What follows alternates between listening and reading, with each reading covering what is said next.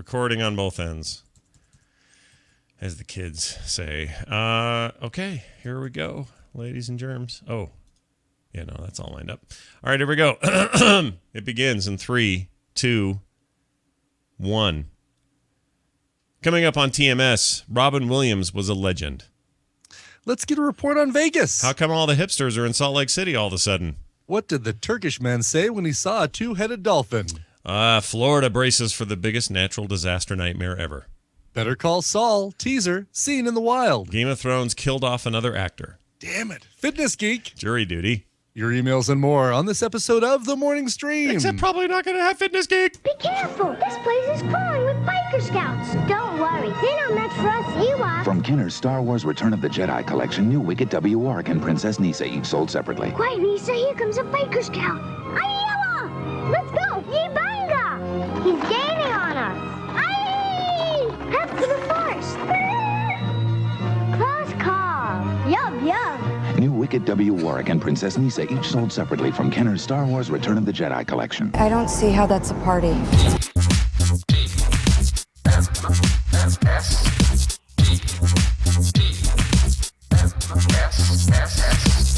This is the Morning Stream. It's just what the doctor ordered.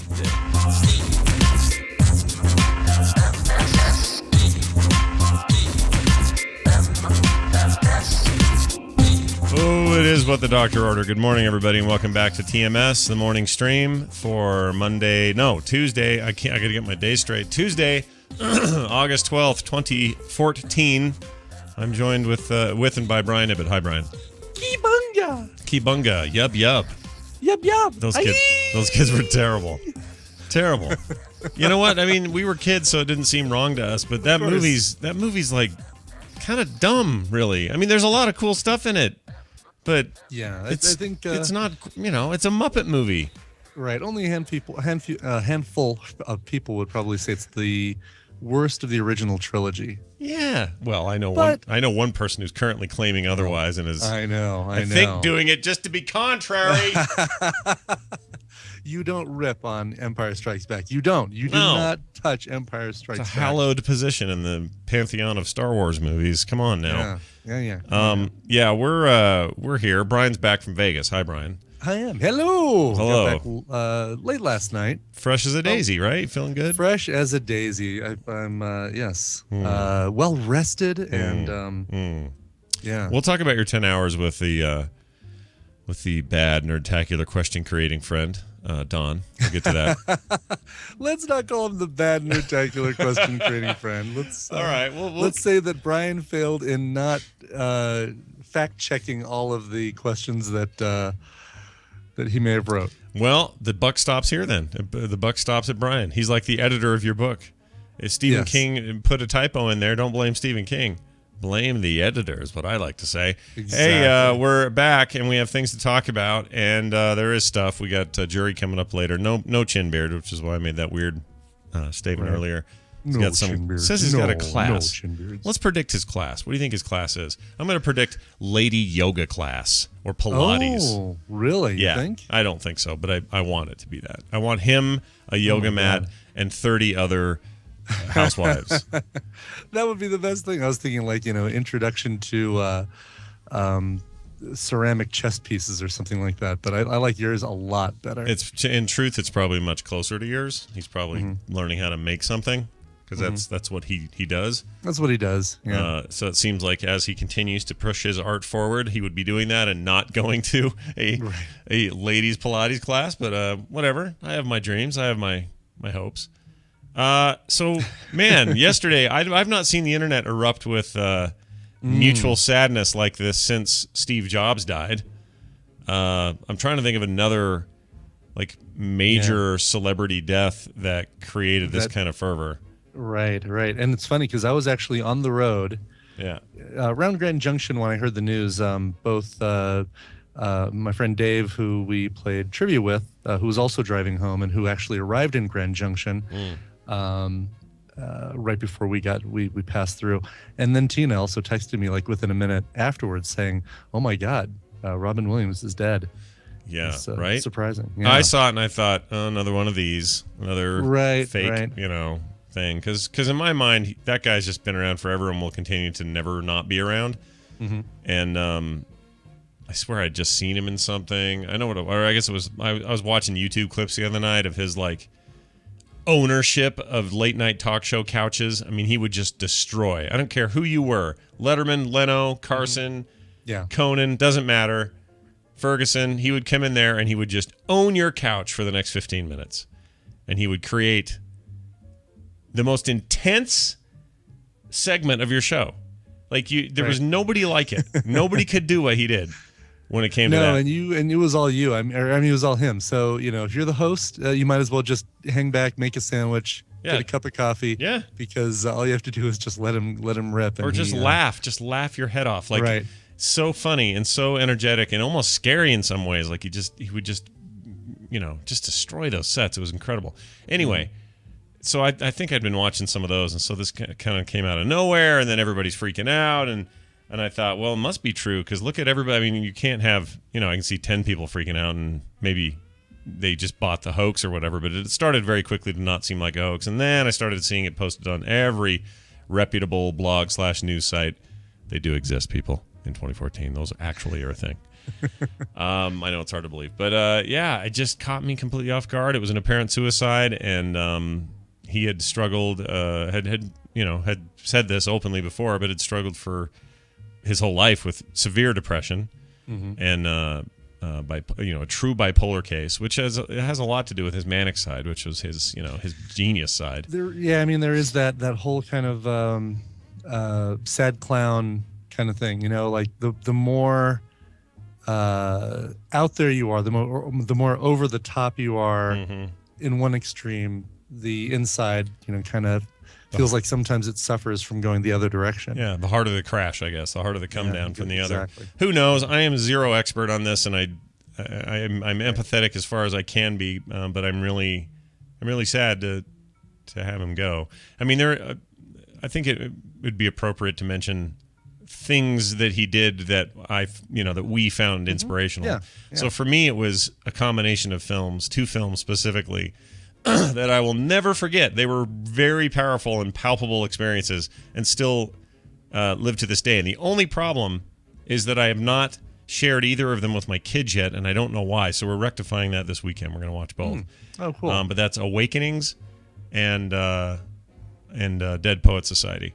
Oh, wow. Yeah, just both of them really good. Powerful pieces of business, and he's incredible in those, and it was clear in those movies and obviously tons of other films that he was so much more than just Mork for Mork, Yeah, the Fisher King was one of my favorites that we were talking on part of the drive. So basically, as soon as we found this out, the music went on pause. We switched on the Sirius XM and started listening to the news and just what happened and to kind of find out what was going on. And they were listing off a lot of his movies and his more recent stuff and older stuff and the serious things like 1 Hour Photo and Insomnia and and then somebody mentioned the Fisher King. I'm like, oh my God, I forgot how fantastic that movie was, how good he was in it, and what a really, really touching hell of a movie performance. Yeah, and Tina and I were fan. Well, I was more of a fan, but Tina and I watched the Crazy Ones. I mean, the show that he had last season. Oh yeah, the one that got canceled. Yeah. Him and Sarah Michelle Gellar, was it? Mm-hmm. Yeah. Yeah, she was pretty shook up on Twitter. It was a good. Oh God, I'm sure she was. Yeah. Yeah. I feel just, I don't know. As much as we all feel like we lost a public figure or whatever. Imagine how his kids feel and his current wife feels, and I can't imagine how hard this must be.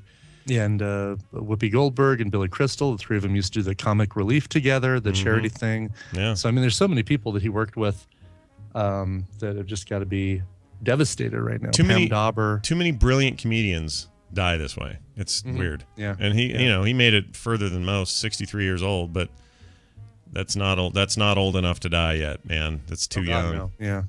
And to everybody out there who has never experienced an ounce of depression or anxiety in your life, and you look at this and go, what a selfish move, man.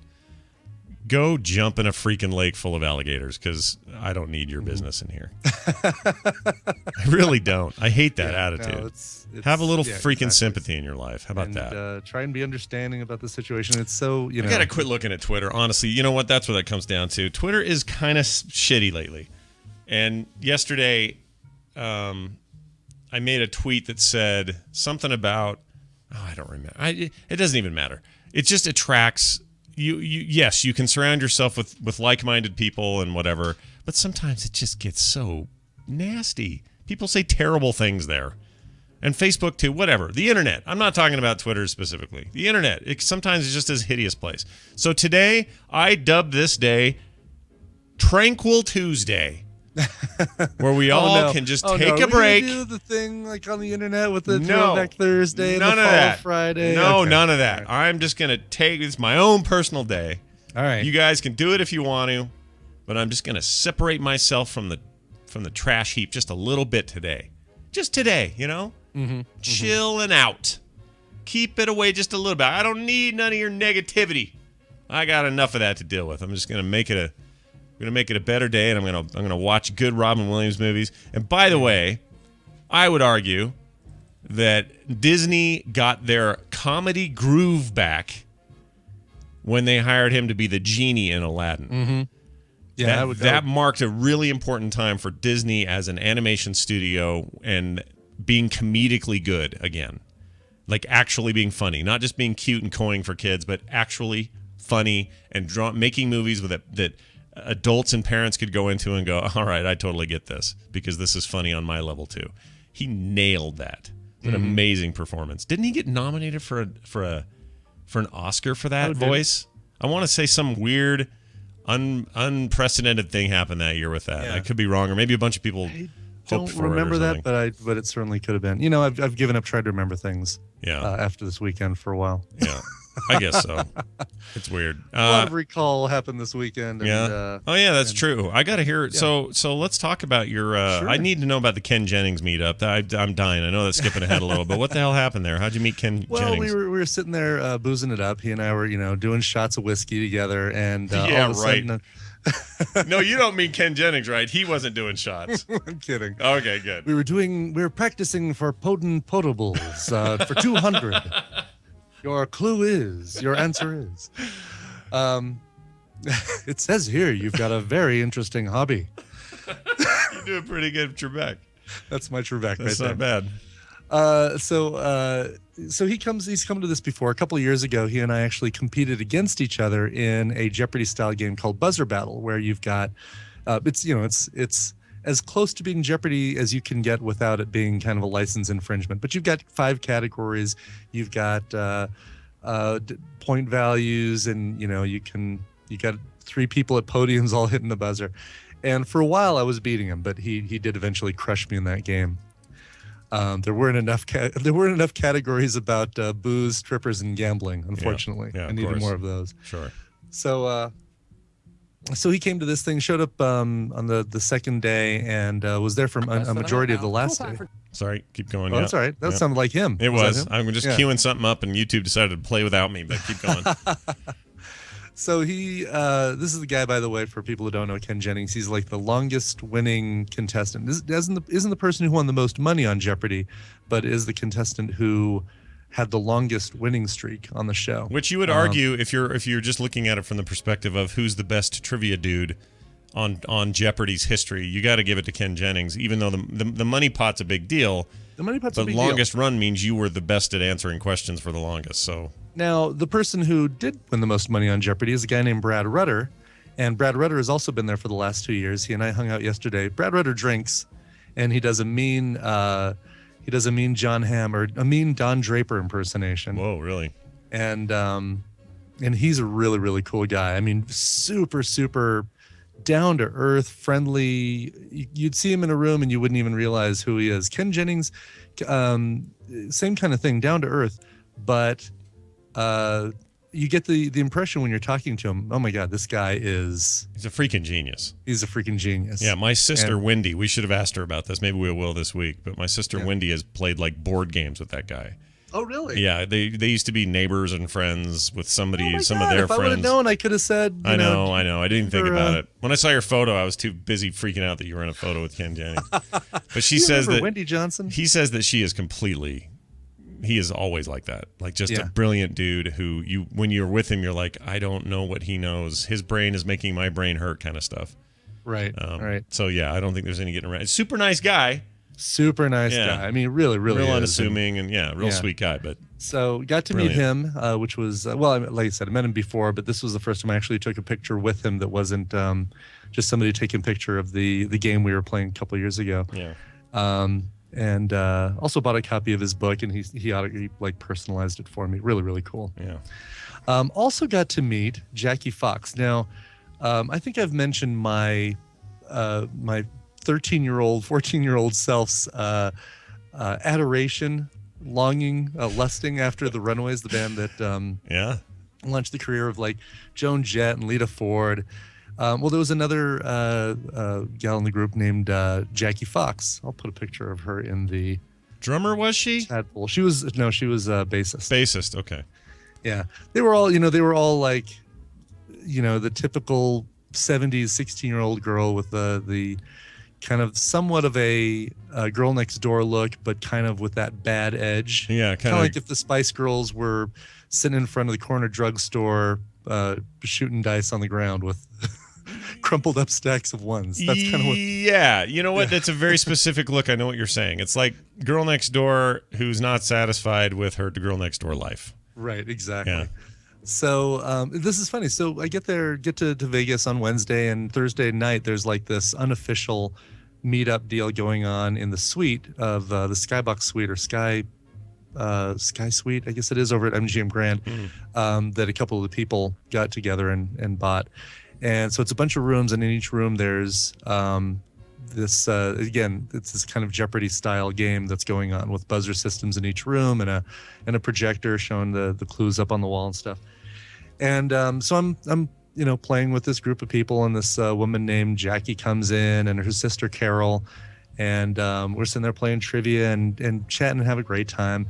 And then the next day, I'm talking with the organizer, and I made some comment about how, wow, really, really good turnout this year. And he says, oh yeah, dude, we're this thing is getting bigger and bigger every year. We got a guy from Beatallica in there. I'm like, no way. There's a guy from the band Beatallica, the Beatles cover band that does their songs in the style of Metallica is here. Yeah. And then he said, oh yeah, and we got one of the girls who was in the Runaways. And at that point, I forgot about the fact that he had just mentioned that there was somebody in a cover band that I've played a million times on the show. Oh, right. The Beatallica, woof, like it was like smoke that just disappeared from the back of my mind. It was like, oh, Beatallica, what? Boom, gone. Over your head. Yeah. Everything else disappeared from my head except my room as a teenager with the big poster of Farrah Fawcett on one wall, my stack of albums from. Hold on, you had that red bikini or that yes, red? I had that oh red, yes. Gosh, dang it! You are the living embodiment of that era. Wow, totally am. Amazing. I had stacks of the Mork for Mork magazine. When they came out with those little 4-page magazines, the fanzines, I guess they were. Yeah, and they had that weird comic book word bubbles in it and all that. Exactly. So I had weird. a plastic red and white turntable sitting over on my dresser, and next to that were several dozen albums by Sweet's Desolation Boulevard, still one of my favorite albums, The Who, various other things, and then on top of that were the Queens of Noise album and the Runaways self-titled debut album. Wow. And played those all the time, and Cherry Bomb, and the title track of Queens of Noise, and Dead End Kids, and listen to all those things as a kid. And Did you get excited in the Guardians when you heard Cherry Bomb? Oh, totally. Well, I heard about that being on the soundtrack. It was in one of the trailers, and I'm like, oh my God, the Runaways are in this too. Oh wow. So he says, oh yeah, it was one of the girls from the Runaways, and I said, which one? Who's from the Runaways? And he says, oh, it's Jackie over there. I'm like, oh my God, that's Jackie Fox! Holy crap!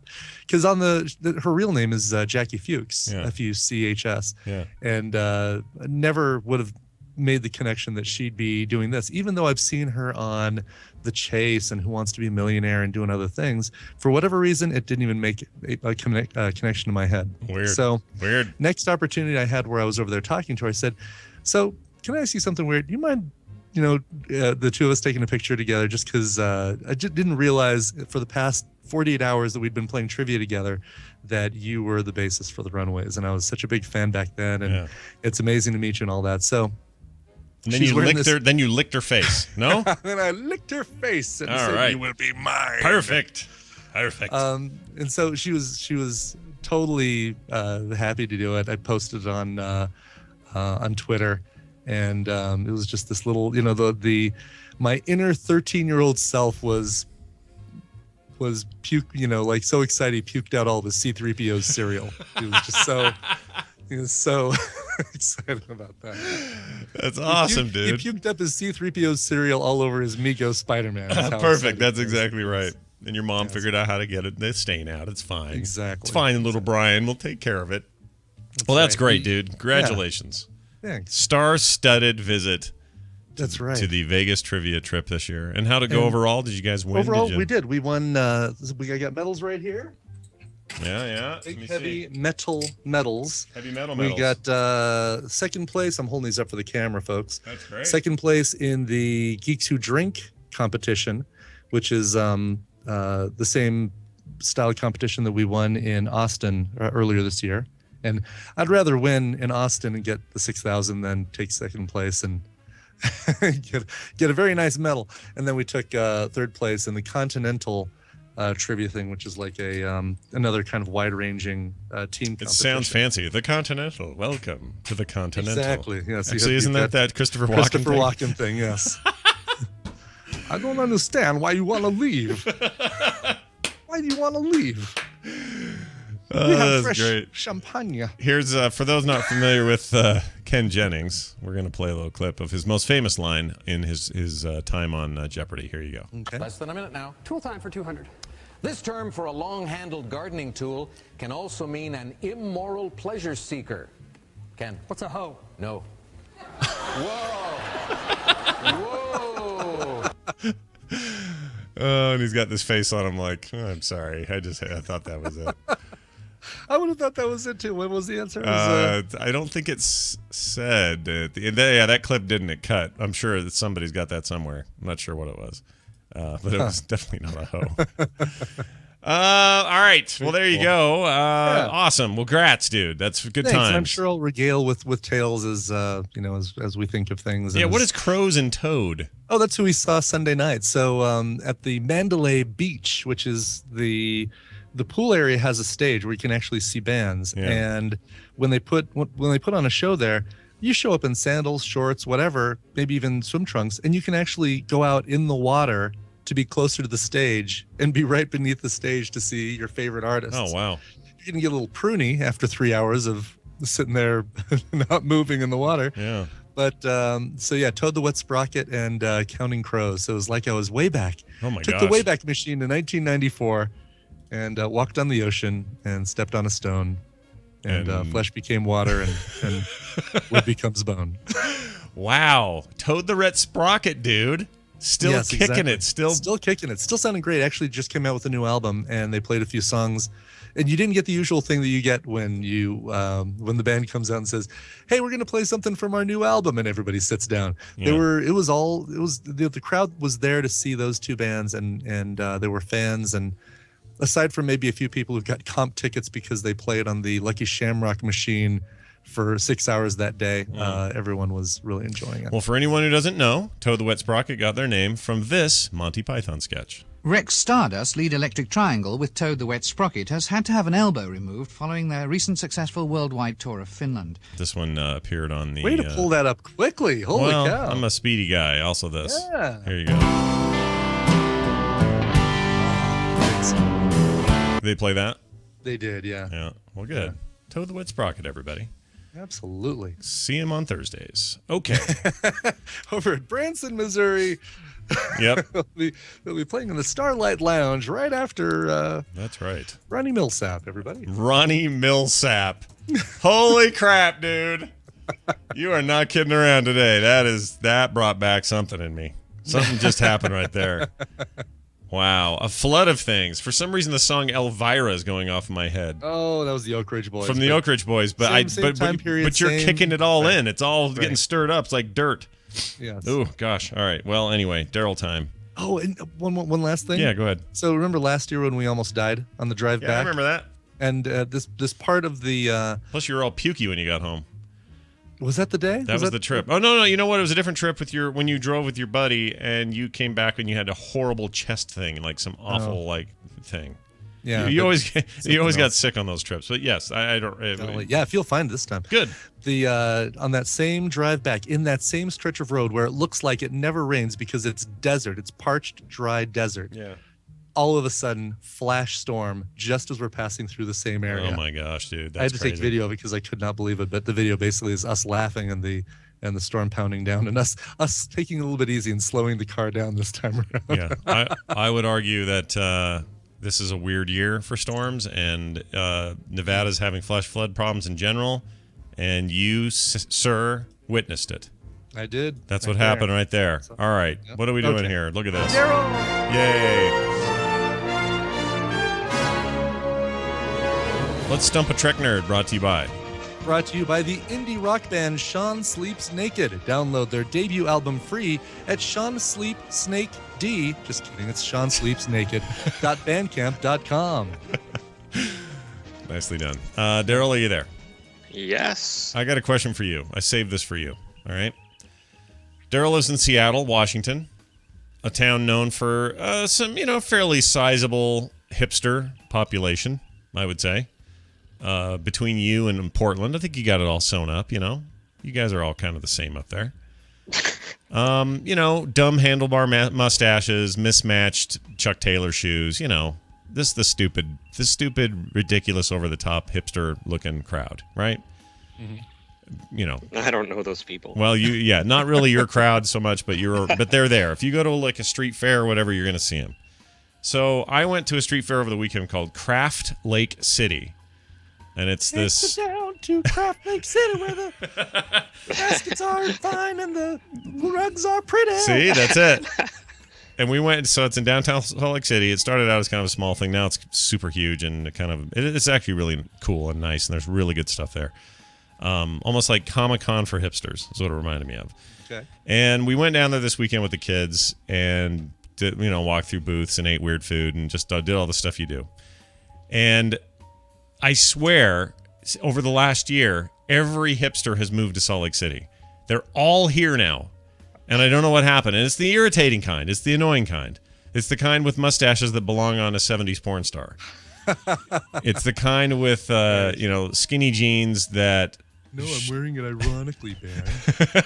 Exactly. And they're all... Everything half the people I saw there, everything they were doing was done ironically. Some guy's wearing a bowler hat. A bowler hat. No, nobody wears a bowler hat. No. We've not done that since we would go to somebody's freaking speakeasy and bust up the place and pour all their beer out. Okay? It doesn't exist now, but you are wearing it.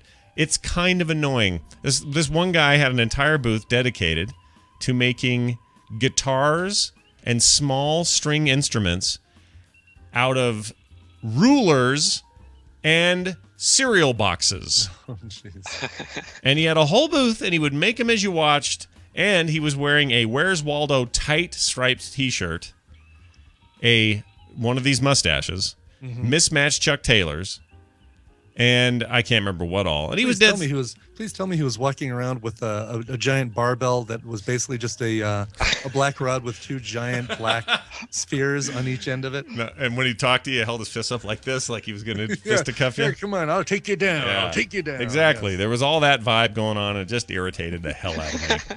Just irritated me. Because at some point, doesn't that become the thing they're trying to hate? Like, right. Don't they become the problem? Like goth or any other stupid trend? Eventually you're like, oh, well, now there's so many of us. We are the man. Now we got to rebel in some other way. Plus, these guys are like 38, 38-year-old hipsters killing me. Just killing me. All right, Daryl, thanks for sending him my way, I guess, is what I'm getting at. You also have to have the bicycle with a giant front wheel and a 4-inch rear wheel. Of course. See, and I like retro-y I like stuff like that. But I'm not going to go buy one and travel to work on it. Sure. I mean, anyway. All right, Daryl, here we go. Let's get to your Trek question. It's Star Trek Trivia Day time. It is every day, really. And we didn't get to finish the audio stuff last week because there was no show on... No, wait. What happened? No, we had no show on... Some day last week we had no show. So we're fitting in one... Yeah, what show was... What day was that? Did we miss a show? I thought we had a show every day, didn't we? Did we do a show every day? Yeah, we did a show every day. Yeah. Never mind. I don't know why we have extras, but here it is. Oh, maybe it was for yesterday. Well, it doesn't matter. Okay. Here is today's question. What episode does this clip come from? Okay, so I'm going to play it for you. Here you go. Ever since you gave Alexander that music program, he's been playing it all night, every night. Just wanted to broaden his horizons. Besides, he likes it. It is screeching, pounding dissonance. It is not music. Or if it's better than music, it's jazz. No. No. He's not playing jazz. He's just a kid. Anyway, it's his trombone, I think, is what he gave him. Gave him a or didn't he? Riker gave him a trombone, huh? Yeah. Did I give it something away? No. All right. That's fine. Which episode is this from? Suddenly Human. That was the sequel to Suddenly Susan. I think other people know where I was going. Do you know where you were going? Okay. Oh. You just left out the rusty part. I do. All right. Suddenly Human, Phantasms, Cost of Living, or Parallels. You know, this could be a question. Which one of these sounds most like a 1990s sitcom? Suddenly Human, Phantasms, Cost of Living, or Parallels? It's like sci-fi mixed with those. Okay, so give your answer, but before you do, let's play a little food time here. Hold on. Oh, shite. There it is. Okay. Are you hungry? Aren't you hungry? What's a foodie? I have a letter here from one James, who says, his full name, hold on, is James Barnett. Barnett, that sounds like the chief of police who has told me, he's telling me not only do we have to get Mendoza, but that I have wrecked 3 squad cars this week alone. Officer Barnett. And I need to get into I gotta get on top of it or else I'm gonna get fired from my job. All right, Dear Scott. Oh, well, you probably got a different one. Does yours say Dear Brian? Probably. Okay, it says you're just based on that information alone, I would say mine probably does. Yes. Not going to enjoy this. You're not going to enjoy this since I heard you don't enjoy licorice from Iceland. My apologies, but this will make for a great pod.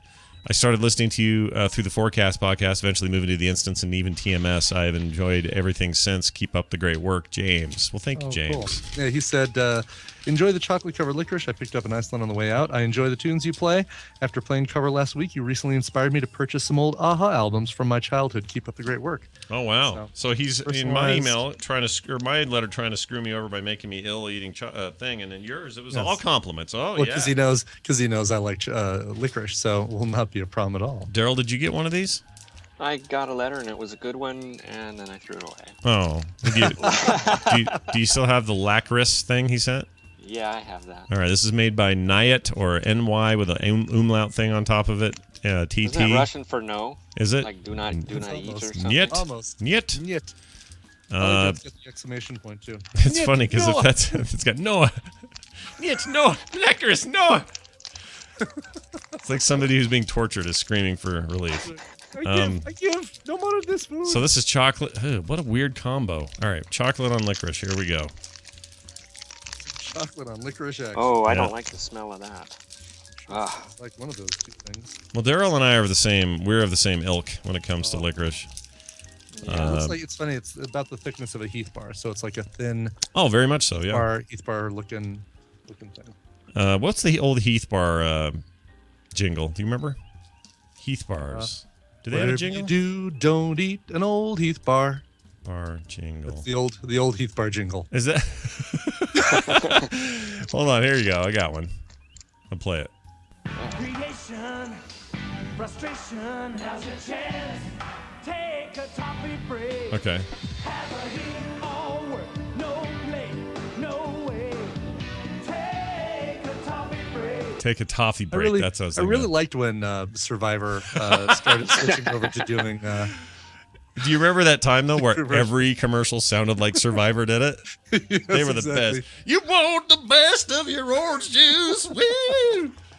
All right. Let's eat this terrible thing. I'm terrified. Oh, I already did. It was horrible. Was it bad? Just because of the licorice. Okay, I like licorice. I like chocolate. You probably I cannot say that those two flavors belong together at all. Ooh, gosh, Iceland, what are you doing? No wonder your city's spelled wrong. Call me a purist, but those two things should not be served together. Well, when in Iceland, you do some weird shite. Yeah, that's real bad. I don't like that at all. Maybe chip off the chocolate and just eat that. Mm-hmm. Well, I just tried eating chocolate alone, and it retains. I think it's permeated out. It retains the flavor. It's absorbed the. Yeah, that's horrible. That is a hideous, horrible thing. I will never touch that again. I'm going to see if my wife wants it, but I doubt it even then. Mm-hmm. Oh, thanks though, James. We appreciate the thank torture. You. Yeah. But it is better than yogurt soda. Oh yeah, no. All things are compared against yogurt soda now. And I will be drinking that on the next Grumpy Cast. I will try again to like it. And you're gonna it'll be the less sour one, right? Isn't the idea it'll be fresh? I hope it's a fresh bottle and not an old rotten stale one from 50 years ago. Yeah, what the hell were they doing with that? What was going on, Hammond? All right. Good job, everyone. Nicely done. Let's get back to the damn thing here. This question here about what episode that thing came from. And it's Worf complaining about the instrument that Riker gave him. Which one do you think it is there, Daryl? Do you think it's Suddenly Human, Phantasm's Cost of Living, or Parallels? Oh, I don't remember this. Well, I remember the scene, but I can't place it in any of these. So this could be a terrible disaster. Could be. Sounds like a hard one. I like it. I guess I'll just pick A. Pick A? You're going to pick A? Yeah. All right. Wow. All right. Let's see how that goes for you. What kind of... Yeah, what the hell? All right, well, let's find out. Are you right? Congratulations. No. Wow. You're Damn it. a winner. That wasn't supposed to play. Hold on a second. There you go. Oh, you mean I lose? Yeah, you got it wrong. It was B, Phantasms. B, Phantasms. The wrong clip played. I got him in the wrong place. Worf and Riker are talking about this music... what? Forum? Oh, program is what he probably means. On there, he spelled it Proram. Proram. On their way to the turbo lift. When they get there, they see Data has stabbed Counselor Troy. Ever since you gave Alexander that. Oh, it's the music same program, clip. I'm he's not been playing that again. So there you go. He stabs her, and Daryl has done a terrible job today. He is. It's Tuesday, and he just freaking blew it. Just blew it right out the window. Wow, just failed. It's just terrible, I know. Daryl, enjoy the rest of your hipster week there in Seattle. And before we let you go, I would like to point people's direction to This Week in Trek, a fine podcast about Star Trek that Daryl's involved with. You can check it out at thisweekintrek.com. He's also the Trek Nerd on Twitter and does the Grumpy Cast, as mentioned before. Daryl, what game hath you today? Okay. Is this in the Star Trek or in the Utah? All right, here's your clip. Hold on right here. In the clip, in the snowbird clip, Lord? Okay. David Dodge. David Dodge. So this is a character in Star Trek. Dodge or Dodge? Dodge. Okay. David Dodge. Like I think that's got to be a dealership out there in Utah, right? Yeah, welcome to David Dodge. Well, if you can find any better deal on a Dodge, then my name ain't David. I'll drink a bottle of whiskey. Our answer is... In the Utah? That's our answer. Oh, well, I guess you would know this since you're there. He is a... Well, I'm not going to say this. Why? I'm gonna text it to you or something. What to tell us what he is? But he is from the Utah. He is from. I'm not. What? You can't tell us why? Why can't you tell us what he is? No, it's the workplace is a highly professional place. Oh my gosh! Oh, really? is he like a porn actor? Can we or guess something? what he is? Yeah. You can guess. Okay. You never will. Meth dealer? No. Is he David Dodge? Is he? Oh, you're gonna have to. Okay, text us and then we'll say it. Yeah, on the text air. it and we'll say it after. We have no such restrictions. Yeah, Okay. we live by no creed.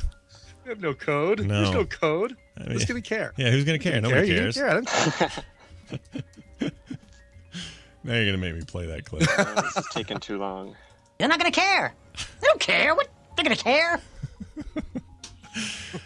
That's his friend back there in the chipper then. Okay, I've texted him. All right, I'm checking now. Oh, really? Oh. Wow. He's a famous gay sperm donor, Daryl says. Huh. Which apparently is... Oh, a famous gay Mormon sperm donor. Yeah. I don't know. Famous, not famous enough. All that onto a business card. I've not heard of this guy ever. I don't know what this is. That's interesting. I like it, though. I like it. All right, great. Daryl is the Trek nerd and is just as sneakily texting people all week long. Go follow him on Twitter. It's a good time. Daryl, we're going to kick you out now. Have fun. I guess that's it. Are we done? Yeah, this is how this usually ends. I don't know what I'm saying. All right. Good times with Daryl. Is my new sitcom. Famous gay sperm donor. Yeah. I gotta look it up. Is erupting with questions about gay sperm. Like, is that different? Is it David Dodge? Yeah. What is the difference? Dodge. And what's the deal with David Dodge? It says here that he's a novelist. The guy's got friction. You're right. There is a David Dodge Chrysler Jeep. Is there really? Yep. Yeah, I'll just type Utah. If you can, never mind. I'm not even going to go there because we do have some restrictions. The gay Mormon known. Better deal on the Dodge. The New York Times has a headline. I'll give you a little plastic cup filled with an indeterminate amount of liquid. It says the gay Mormon known sperm doctor from Utah. What? Everyone knows David, right? A friend asked a group of newly acquainted people at a party in Brooklyn. I don't know anything about it. I've never even heard of this. This is news to me. As usual, Utah stereotypes and stuff, they come to us last. We're the last to hear about it. That is a new one for me. All right, let's get to the damn news. Do we have a thing for that? We do. Television highlights of the news of yesteryear. Oh, look, everyone. It's the news, and it's brought to you by... Brought to you by Hero Movie Podcast, a weekly podcast focusing exclusively on comic book and superhero movies. Brought to you by a film school graduate, an art director, and an amateur comic book historian. Find it at heromoviepodcast.com or simply Hero Movie Podcast wherever you find podcasts. I should also mention the entire broadcast today brought to you by Hero Tap, the latest game from InMotion Software. I have a friend there. He's awesome. Nice. The makers of I Dig It. This is a very popular early iOS app. And I shouldn't say that early. It's maybe 2010. That was really, really fun. And this is their latest called Hero Tap. Welcome to Tapopolis, a city of blue skies, clean streets, and overrun by nefarious supervillains. Ooh. Sounds like something you'd like. You're a hero, dude. I like heroes. Become a superhero that Tapopolis needs. Each time you attack the supervillain, you gain fame. Use that fame to recruit new allies for your team, upgrade your powers, and gain even more fame. Even earn fame offline. Want to do that? Sure, why not? Challenge your friends to beat your score. See how much fame you can gain in this fun, new, addictive take on the endless earner genre. Give the enemies the finger of justice. Oh, Hero Tap, Finger of Justice, available now on iOS. You can just go pick that. Friends will remember your name. That's right. Also, you can follow these guys at InMotion Games on Twitter for the latest news and updates. That's again Hero Tap, the Finger of Justice. Give villains the finger. I like that. Or give Give evil the finger. Give your enemies the finger. There you go. Give somebody the finger. Somebody give them the finger. Give them the finger. Two-headed dolphin man. No. Two-headed dolphin carcass. Totally freaked out a Turkish beach man. Turkish man on a Turkish beach. Turkish beach man. For some reason still wearing a turban. Excelsior. Wait, do the Turkish wear turbans? Turkish? Yeah, beach? Don't Turks wear turbans? I don't know. Do they? I don't know. I feel like that may not be the case. Hold on. Oh. Turkish turban. Oh, Turkish turbans. Oh, they totally do. Yeah. They're ornate though. They're more like the old. They're not exactly. They're not. Not that kind of religious-y things. Like, it's more like, hey, look at us. right. We're like Alibaba and the 40 Thieves. Kind of deal. Pakistani turbans. No, I mean they've got like the jewels and the stuff on them. That's how it should be. Sure. In Turkey, all women wear turbans, it says. Anyway. So here you go. Two-headed dolphin. That's a weird thing to see. A Turkish man called police after he spotted a rotting carcass of a two-headed dolphin on a beach. Turgel Metin, a 39-year-old gym teacher, saw the dead animal's remains afloat near the shores of Izmir on Turkey's west coast. Do you think I get that right? Izmir? Sure. That's That's what I would guess. I wouldn't know either way, but there you have it. Would you not have bet on that pronunciation? What's the over-under on Izmir? I noticed the dolphin in the sea and watched it as it washed to the beach. This, according to Metin. And he says, I could not take it in at first. I thought my eyes were playing tricks on me. I was completely shocked. The dolphin was believed to be a 1-year-old calf, and measured just over 3.2 feet, according to the Mirror. The condition of having two heads is known as polycephaly. Cephaly. Yeah, polycephaly. Sure. It can affect all sorts of animals, even humans, Brian. Even humans. I'm guessing that means many heads. Yeah, multiple heads. Polycephaly. Cephaly is a head? Sure. All right. Comes from the Greek cephaly. Ah, got it. The Greek god of head. Yeah, the Greek god of Heads. head. Whoa, what? Last year, a two-headed calf was born in Vermont. The heads were fully developed, allowing the animal to moo and eat through either head. You can take the guy out of Vegas. But you can't. Yeah, exactly. Also, Florida. Hey, Florida men, be ready for this. Okay. All right. Because no, we don't do Florida men. That's the one that I'm exempt from giving a. That's right. A power for. We have long done them, long time ago. We're not doing them anymore. Massive toxic algae bloom. It's a great band name. Someone could use it. Totally. Massive toxic algae bloom. As soon as the hipster craft thing is over, man, I'm going to the massive toxic algae bloom concert. That's right, man. I live in a house made of underwear, man. I don't know what that means. Yeah. I guess those are more hippies. So check this out. This is scary. An algae bloom almost double the size of Rhode Island. There's your comparison. Everyone always compares Rhode Island to things. Have you noticed that on size? Sure. Have you seen the size of that whale? He's like half of the size of Rhode Island. I think people on this side of the country, though, probably think that Rhode Island is like a block long. I guess because so. It's drummed into your life, or drummed into your head your entire life that Rhode Island is the small state. You know what the small state is? Oh, it's Rhode Island. It's really tiny. Rhode Island. It's really small. Yeah, it's the size of Midvale, Utah. In the Utah. Let's see. This thing is wreaking havoc in Florida's waters and could wash ashore, causing even more damage in the next couple of weeks. According to Reuters, a reputable news service, the red tide algae near Florida's panhandle is approximately 80 miles long and 50 miles wide. Science! The algae bloom releases harmful, odorless chemicals and has killed marine life and can cause respiratory problems in the humans. Ooh. Scientists say the toxic bloom could wash up on Florida's coast in 2 weeks. The Delhi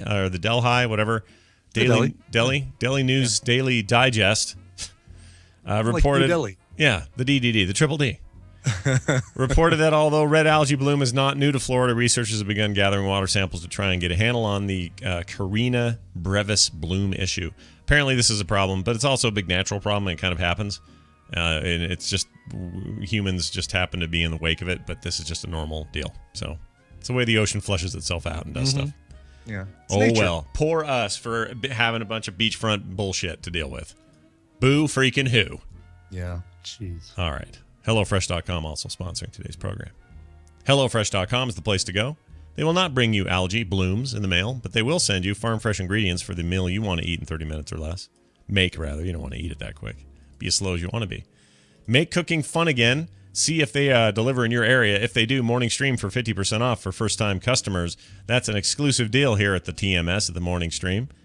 Go over there to HelloFresh.com and use that code MorningStream, all one word, and get it today.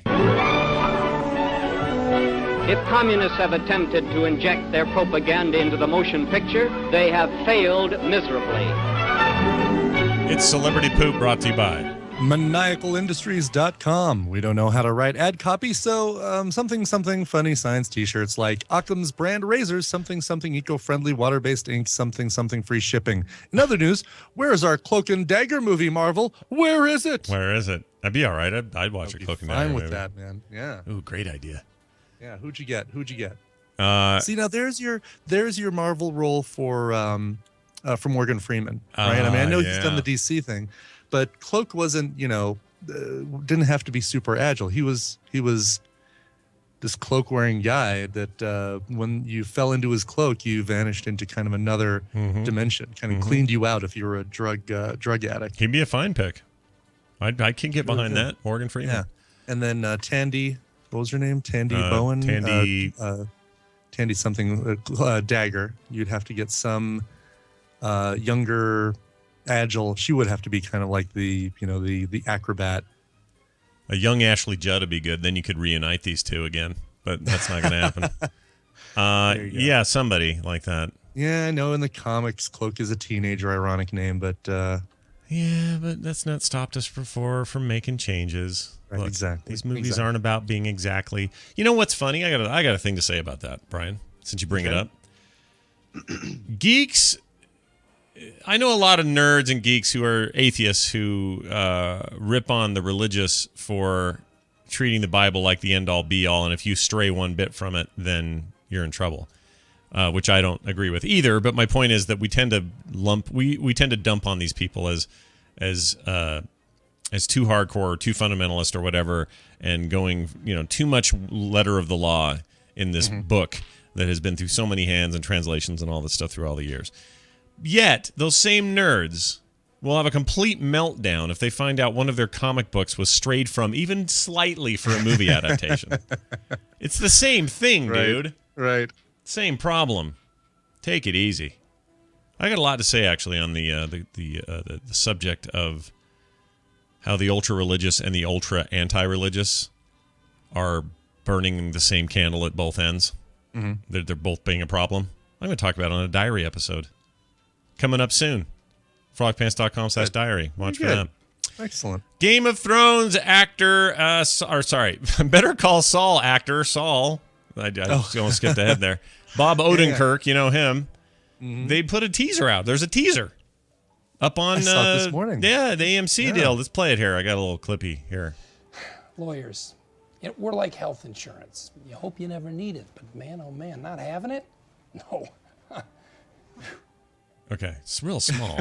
That's about the extent of the trailer, actually, the teaser, isn't it? Yeah, that's the whole thing. It's just him at a dinner table talking to people. And Better Call Saul February or something like that. Yeah, February, coming this February. Yep. I don't think it tells us anything except that we still get slimy Saul, and that's good. That's what we want. We want him. Yeah, he's the Saul we want. Yeah, not the one we need. Not the one we need. Game of Thrones actor J.J. Murphy has died days into his filming role. Oh, no. Authorities say Irish actor J.J. Murphy has died after starting his new role on HBO's Game of Thrones. No cause of death was given for the 86-year-old actor. All right, 86, who worked for decades in the Belfast, Northern Ireland stage. The Arts Council of Northern Ireland praised Murphy as a mentor to young Belfast actors, including, at the time, a very young Liam Neeson. He gave him a very special set of skills. Yeah, this is the guy who did it. This is the guy who gave him those skills. Yeah. Let's see here. Murphy had been cast in Game of Thrones to portray Sir Dennis Mallister. Oh, yeah, I know that name in the books. The older member of the Night's Watch military order, and started filming his scenes this week. He died Friday in his home. Much of the fantasy series is filmed in Northern Ireland, and local actors always feature prominently in the cast. We will not be recasting J.J. Murphy. He was a lovely man and the best Dennis Mallister we could have hoped for. And now his watch has ended, says executive producers D.B. Weiss and David Benioff. It should be Benioff. Benioff. Is it Benioff? I don't know. I thought it was Benioff. I thought it was, two N's. Anyway, they're not going to recast him. They're going to let his character be what it was, and then that'll be the end of it. So, so apparently nothing must happen to Sir Dennis Mallister in the future of the show. I'm trying to remember. Yeah, I don't think he played. It's not a big role. It's a small ancillary character who does some dealings with Jamie, and that's it. I don't remember for sure, though. It's not a spoiler, everybody. Relax. Calm down. Don't worry.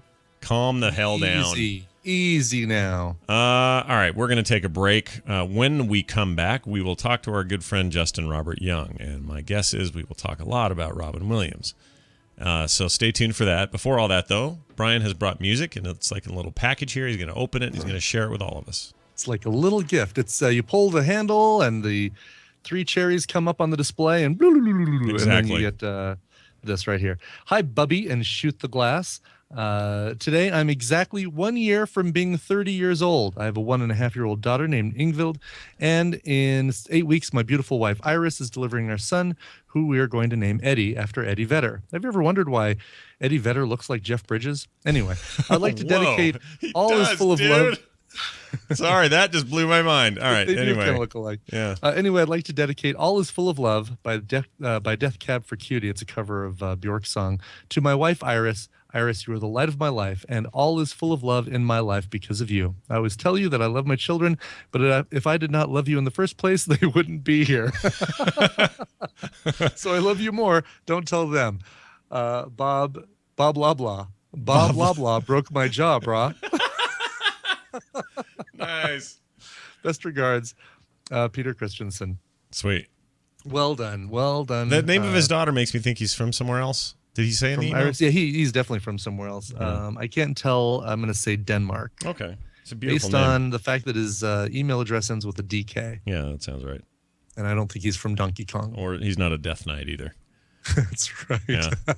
You can see where our heads are at right there. He's not from Donkey Kong or from Arthas's horrible tower of training or whatever the hell it was. That's right. Exactly. All right, fair enough. All right, so yeah, this is Death Cab for Cutie's cover of Bjork's "All Is Full of Love." I think they make it an even better. Well, I like this version more. I know that's. I usually don't, compare the cover with the original, but in this case, I really do like this one a lot. Make an exception, yeah. It's from the EP "The Stability," came out in 2002, and here is Death Cab for Cutie. All right. We'll see you guys on the other side. Brian, check your text there in your thing. You can see that Eddie Vedder comparison will freak you out. All right. Crazy. All right. We'll be back in a minute. Stay tuned.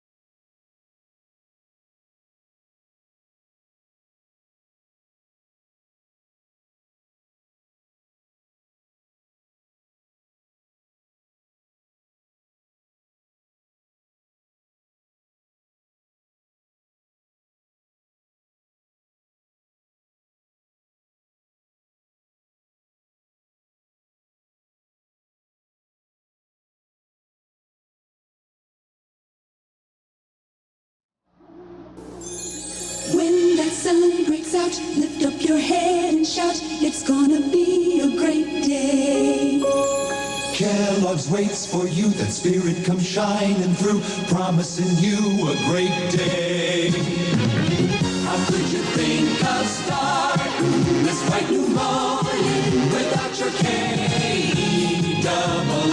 Oh, it's double good with Kellogg's, you'll have a great day. Kellogg's has been making great days for more people for more years with more cereals than anyone. Corn Flakes, Rice Krispies, Frosted Flakes, Product 19. Trust your mornings to Kellogg's. Very best part of starting your bright new morning is Kellogg's way.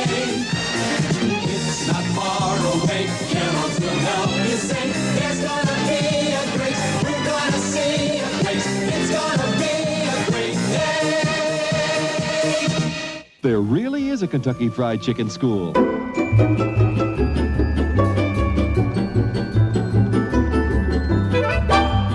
Durga, durga, durga. This is the morning stream. Okay, we're back. Boy, Death Cab for Cutie. They're a real they're a shiny bunch, yeah. Sheesh.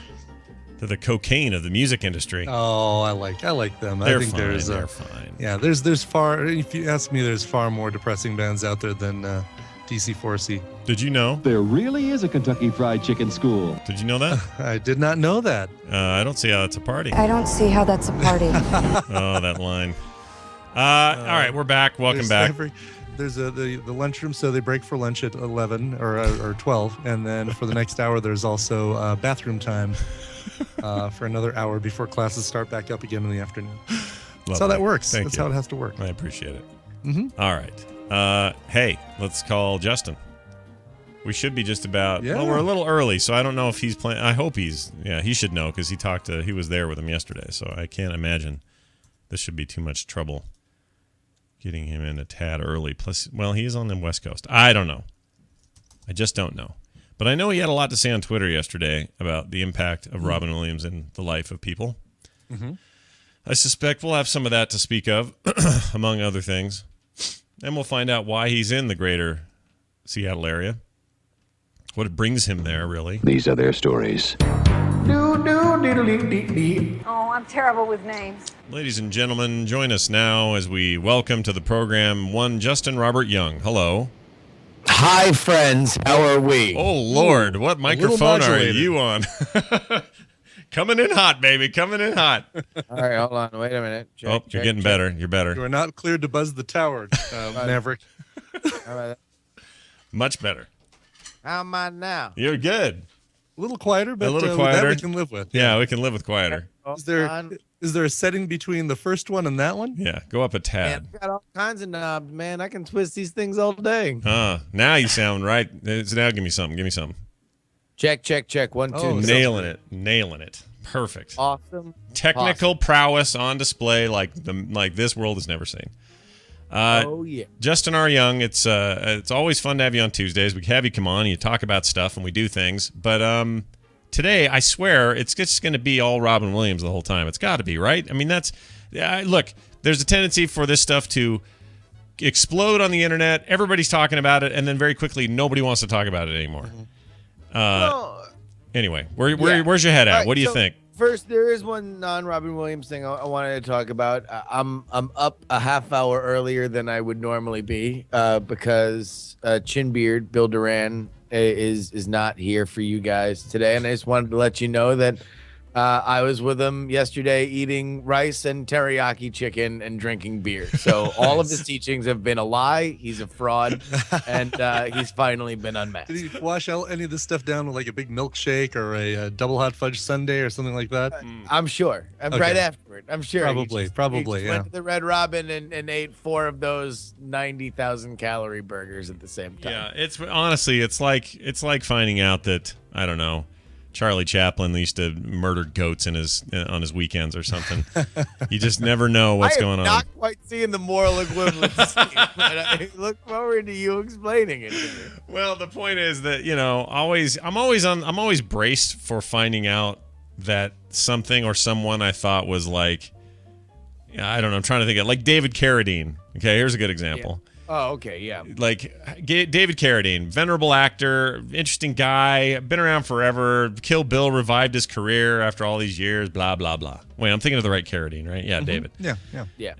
I loved Kung Fu back as a kid. I just thought that was great. And always trying to snatch them pebbles from the old guy's hand. That was good times. And then you find him hanging in a closet, dead with his wiener out, right? Now, I'm not saying people shouldn't have whatever private thing they like to do, but it just kind of like you just go, oh, well, that's not the way you want to go. That's not the dirty laundry you want to have out the minute the last minute you're here on this believe, earth. Didn't his wife have a thing about ninjas killed him? Oh, really? I didn't hear that. The Carradine, there's a theory that Carradine was killed by ninjas. I don't, especially as the rest of this segment is going to be about grief and memory and honor. I don't know if I want to suggest that you Google David Carradine ninja theory, but or ninja death theory. But if I remember correctly, there was some thought by his grieving widow that all of this had been set up by people who wanted him dead to make it look like he had embarrassingly committed suicide, which was it also a sex thing? Well, it was supposed to be. Here's the word, okay? Was David Carradine murdered by ninjas? I pulled this from Gawker.com, so take that for what it means, okay? Yes. On Sunday, the New York Post ran an article in which attorney Mark Garagos suggested that David Carradine was murdered by a group working in the martial arts underworld, aka ninjas, and secret societies of the martial artists. We know what that is code for: ninjas. It was a claim made on Larry King Live, CNN at the time. Yeah. He's not there anymore, and so I guess if that truly is a theory, then how silly is that? But whatever, man. I guess that makes things seem better than they turned out in his case. But my point is, I'm always waiting for that shoe to drop. Yeah. What are we gonna find out? Yeah.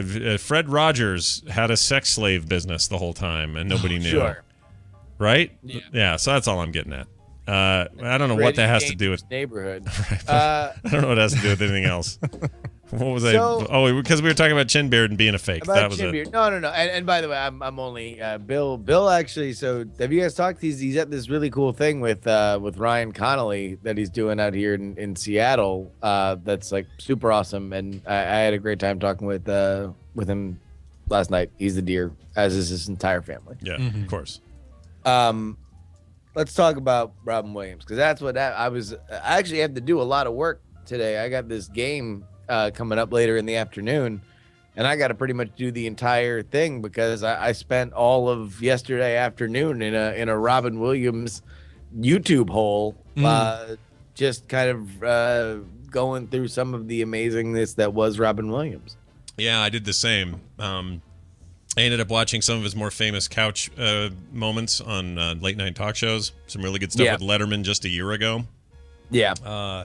When he was promoting that show, he's on with Sarah Michelle Gellar. And then I watched, somehow I ended up getting down kind of a rabbit hole and watched a bunch of these old Mork and Mindy, what was the show? Shirley and, what was that show with them?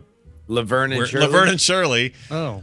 So it was called the Mork and Mindy, Laverne and Shirley Fonzarelli Hour. And it was old cartoon. It was this horrible Saturday morning cartoon where all three of them would do stuff, and they would be their own little segments, like little 10-minute short of Mork going to school or something, then another one with the Fonz, but it was all animated, and it was all just terrible Saturday morning fare. I ended up watching a bunch of that for no reason, because that didn't even actually have him in it. I don't think it was his voice.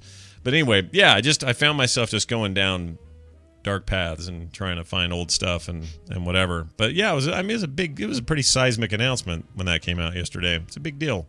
Mm-hmm. Well, let's you mentioned before the whole people have a tendency to scream and yell about something and then not scream and yell about other stuff. And Twitter's a complicated place, and it has only become more complicated as it has become more popular. But when it comes to this sort of stuff, I find it very odd to criticize anybody for grieving incorrectly. You know, and by that I mean if you take it too hard that an actor that you never knew is dead, if you don't care at all that an actor you never knew is dead, if you are somewhere in between, as I would imagine the vast majority of all of us are, that's fine. You know, I think death is the ultimate weirdest thing in the world. Like it is just something that will always remind us of our own mortality and everything that comes along with it, which is oftentimes, I think, more than just the idea that we're going to die, is legacy, is memory, is have I done enough in life? Have I, you know, sacrificed too much of what is really important to get other things? You know, there's, you know, what will people remember of me when I am gone? How, you know, how many likes will the, you know, my father slash brother slash husband is dead announcement on Facebook get? You know, like, yeah. There's how quickly will Zelda Williams triple her Twitter followership in literally 5 hours after her dad died? Like things like that. It's a weird place, the internet. It's weird.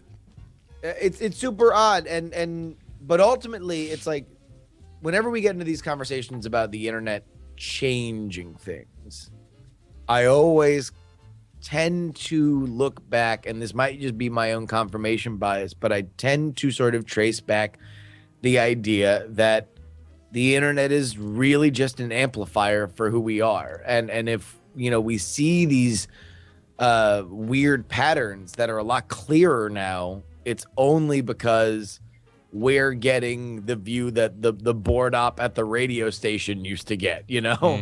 It's not what makes air anymore. And you know, it's like that phone that was ringing in the newsroom. Everything didn't make the paper, you know, but they saw a lot more of the stimulus, and that's what we all get to see now. Right. Because that's what Twitter is, that's what Facebook is, that's what social media is. So when it comes to Robin Williams, you have to wonder, like, how different is he than other, you know, legendary actors or comedians dying, right? You know, and why was the reaction so thick yesterday on a way that, you know, I can't really remember since Michael Jackson. And I think it's just because of how long he was kind of an A-list name in comedy, something that fairly rarely happens. Yeah. And so respected for so long. Just, yeah. Well, and because he was kind of like the first guy to do everything. Like, he was among the first guys. I mean, there was a point in which it was like the Comedy Store and the Comedy Store and Johnny Carson was effectively like, you could have a good 30-minute set and you would be gonna get a sitcom, right? That was like the thing, was that you would do some stuff at the Comedy Store. At the Comedy Store, Johnny Carson's people would find you. You go on the Tonight Show, and then an agent would find you. The next day, you would have your own sitcom. And Robin Williams was the first person to do that. He was the first person to, or among the first people to really hit it big doing the kids voiceover stuff for Disney when Disney, you know, could not be absolutely, you know, bigger and hotter, and yet made it look like him. You know, the genie in Aladdin.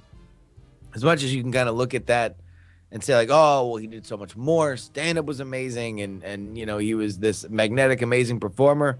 But for many people, including me, you know, the genie was kind of the first time that you got the Robin Williams experience, and I think it was every bit as much the Robin Williams experience. Sure, it was in this weird tale, you know, but it's not like they just made him read the lines.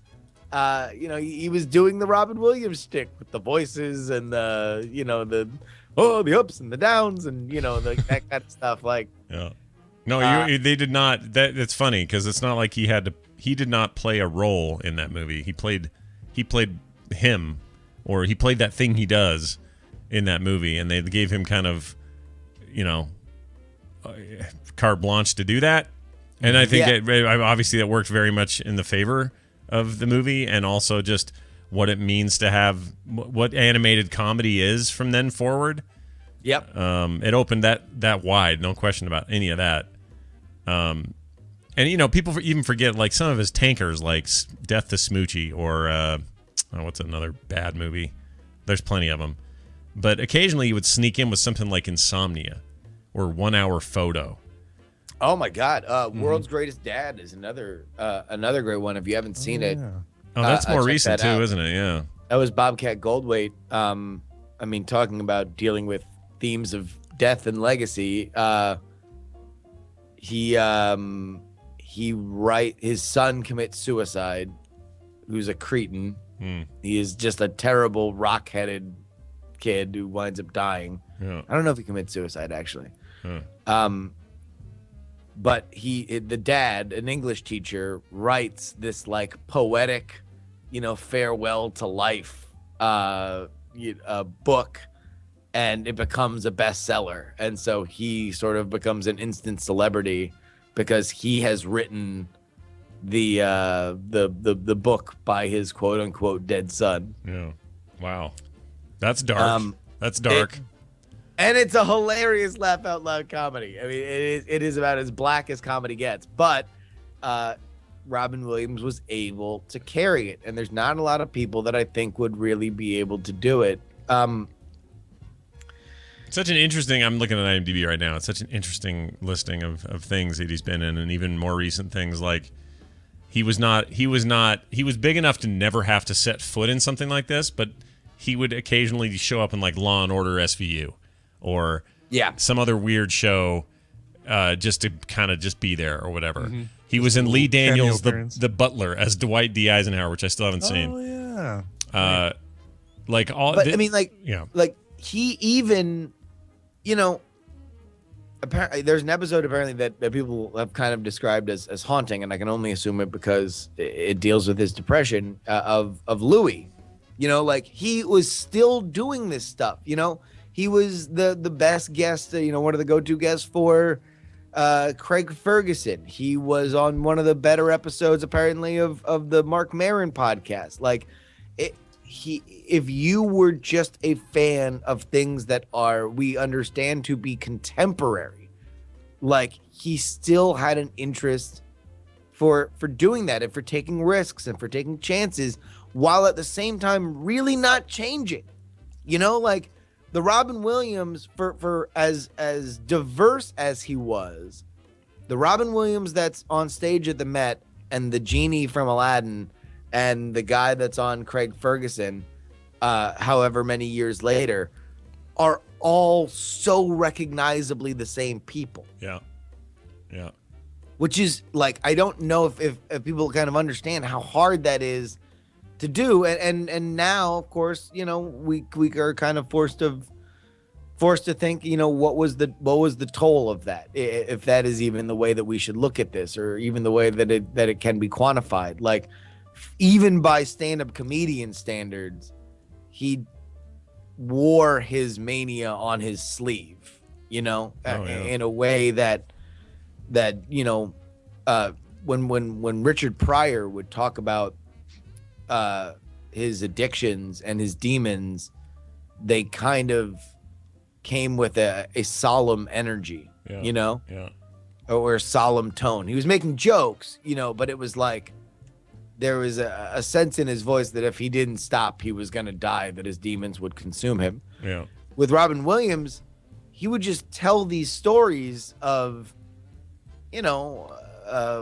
alcoholism or and he would just sneak. I was watching some of his clips from the Met, and he starts out this great little set about drinking with, I can't drink anymore because every once in a while when I do, I wake up naked with my keys up my ass. I just heard that last night. That's funny. And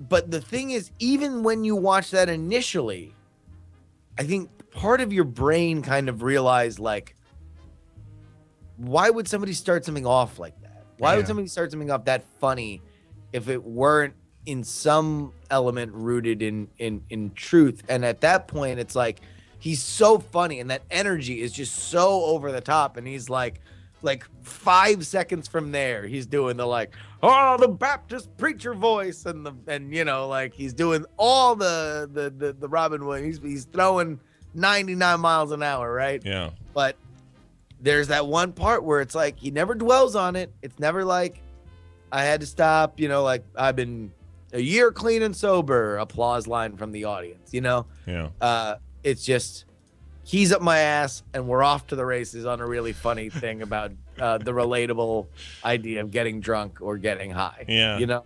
I think it's so misleading that when that whole thing he did, everything he described is true. And that thing he did made you think he was immortal. Like, it didn't feel like any of those problems that he did have to deal with, his severe depression, which he'd, you know, been pretty vocal about. But again, vocal, but then caked it in all this hilarity, right? Yeah. You just thought because of that, because of what you were seeing, this guy was just going to be around forever.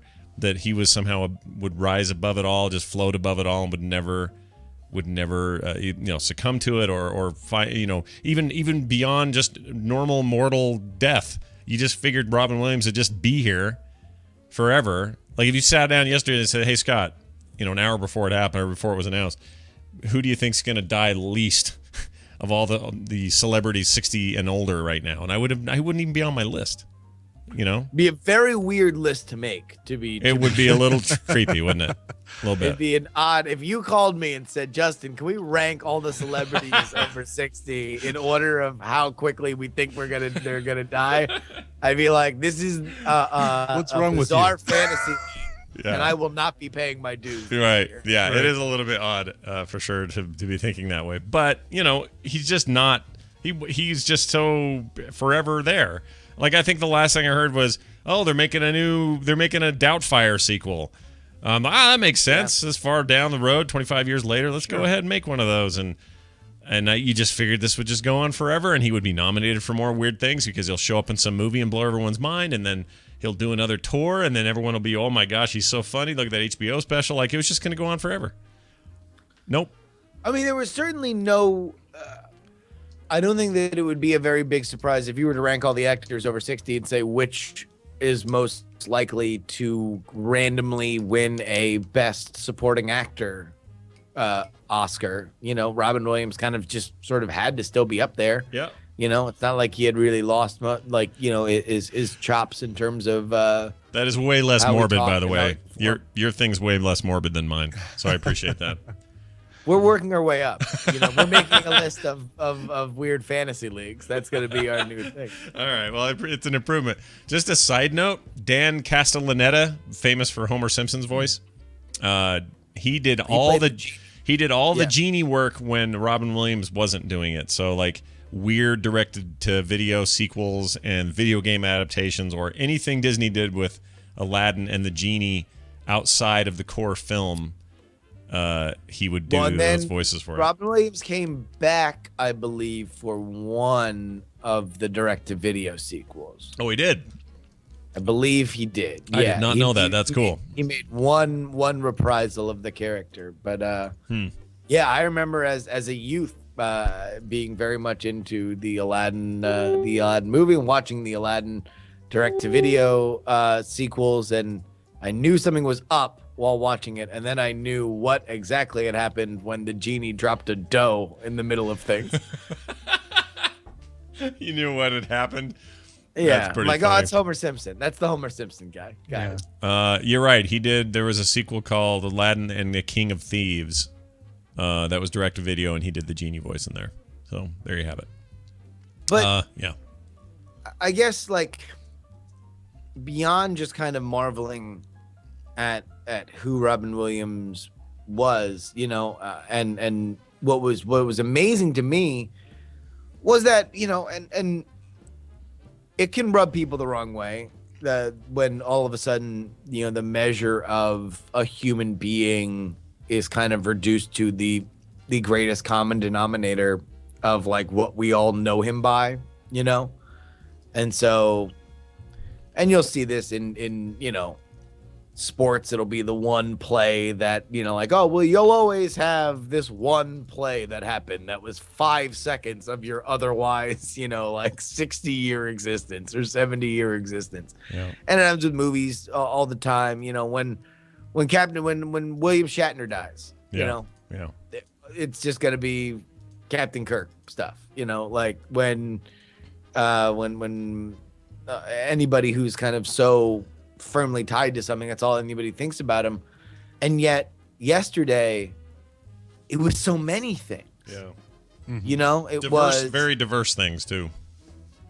It was, oh, Captain, my captain, and I'm standing on my desk from Dead Poets Society. It was the genie from Aladdin. It was, clips of him on stage doing stand up. It was almost like you look at that and you're like, man, that's a dude who was just has such a multifold legacy that everybody has these same passionate relationships to him on different levels, connected to different things. Yep. I saw stuff from really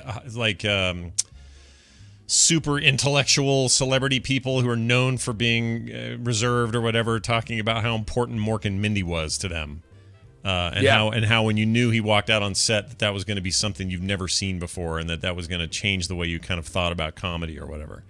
And then you saw things real serious like, oh, Good Will Hunting, what an incredible performance, which is obvious, a great performance.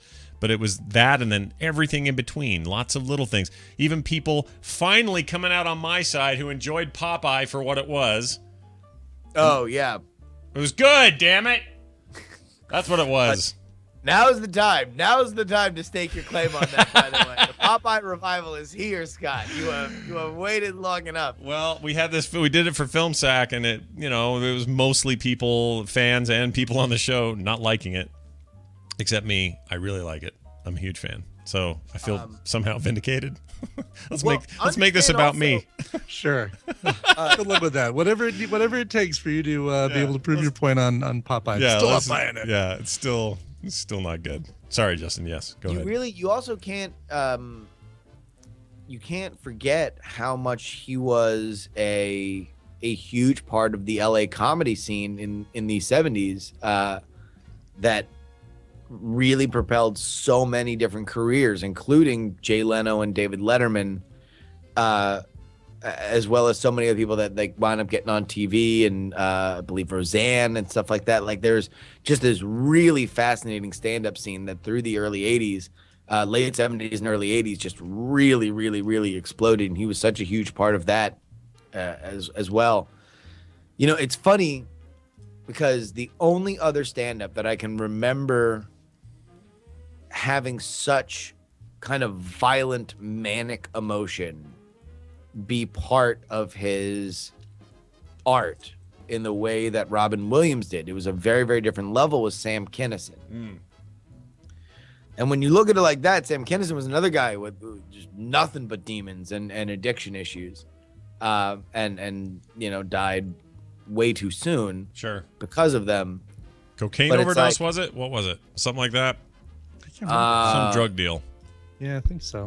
One of those. Yeah, it's always like, when guys like that, when they go out with drugs, it's never just like one thing. It's like, oh no, it was that epic cocaine binge that happened to coincide with the sleeping pills that he was taking, that happened to coincide with the 4 bottles of Jim Beam that were accidentally emptied into his stomach. Oh, I was wrong. He died in a car accident. Yeah. Pontiac Trans Am was struck head on. Something.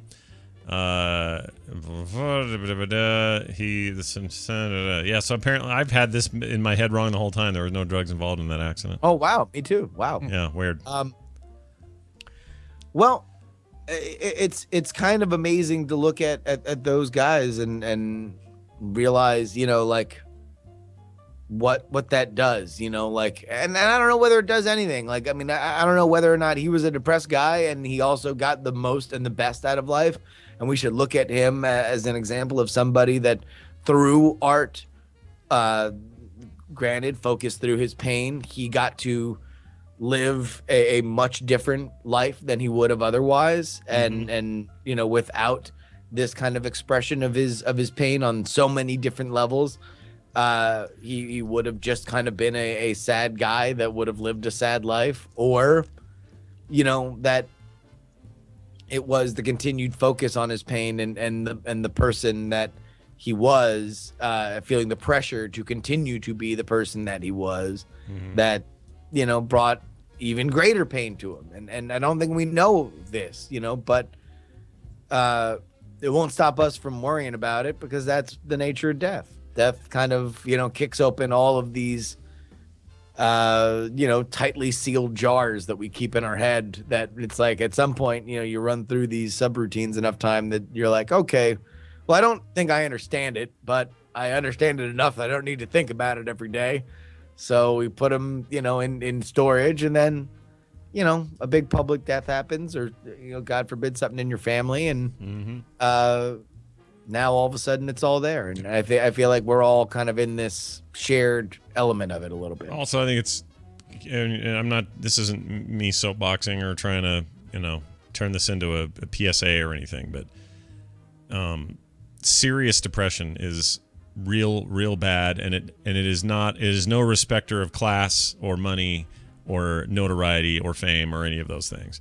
It is this hideous, horrible thing that can affect anybody, and you know, it doesn't, none of this stuff in the end clearly mattered. In other words, his fame, his accomplishments, his ups and his downs, his achievements, whatever, none of that stuff in the end is a good fight against that demon. It's horrible, and it doesn't care who you are, and it doesn't matter, you know, how good you may think you have it. It just is the worst thing ever. And the stories Wendy tells me about some of her clients and the things they deal with, people in prominence who seem to have it all together and everything's great all the time, have this dark thing that they just drift into, and they can't help it.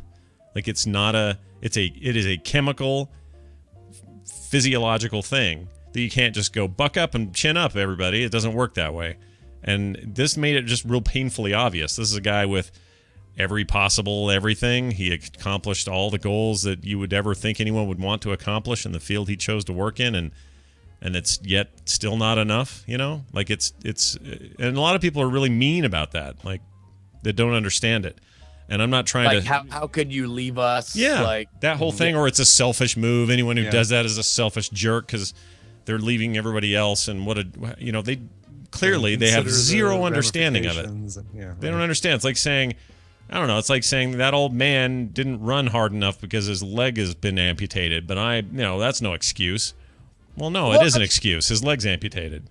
Yeah, I would say that it doesn't necessarily have to be a damning accusation, though, right? Like suicide can be a selfish thing by its very nature, and it doesn't necessarily mean that they were a selfish person or they were out to selfishly destroy the lives of those that they love around them, you know? Mm-hmm. Like, I hesitate to kind of draw harsh lines, especially like when we're kind of in ground zero of talking about it, but it's I fundamentally believe that we are going to look back at 100 years at how we look at specifically the brain, you know, and we are going to laugh at it like it was humors and leeches, you know.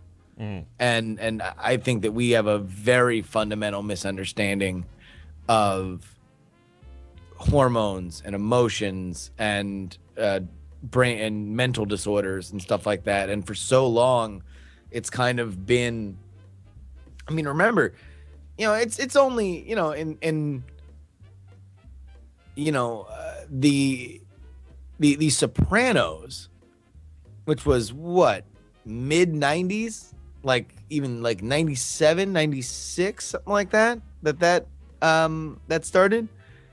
Granted, a specific kind of class of people, but like the entire driving force of that series' plot is somebody who is ashamed to go to therapy.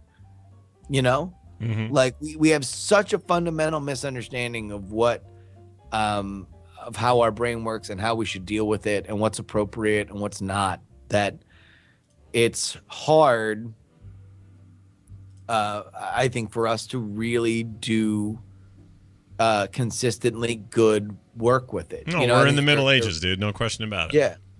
Yeah, no question about it. It's like I hope you're right about one day we can look back and go, oh, well, we were so behind. What the heck were we thinking? And man, good thing we are where we are now, and we've got this all worked out, and we have all these amazing treatments and whatever. But right now, man, it's just bad, and there's so much stigma attached to it that you don't even want to bring it up, let alone do anything about it.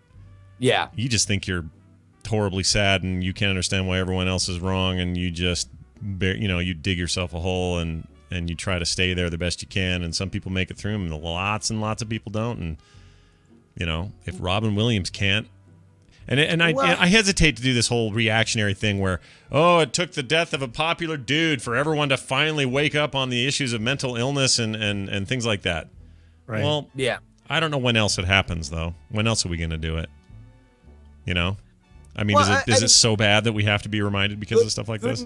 Like a good idea, it doesn't matter when a good idea gets said, it just matters that it does. And I think if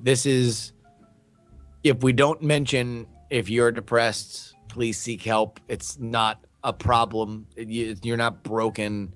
If you find yourself just kind of hitting this dark gray wall over and over and over and over and over and over and over again, that, it's like the game that is your life just might be set on too hard of a setting, Right.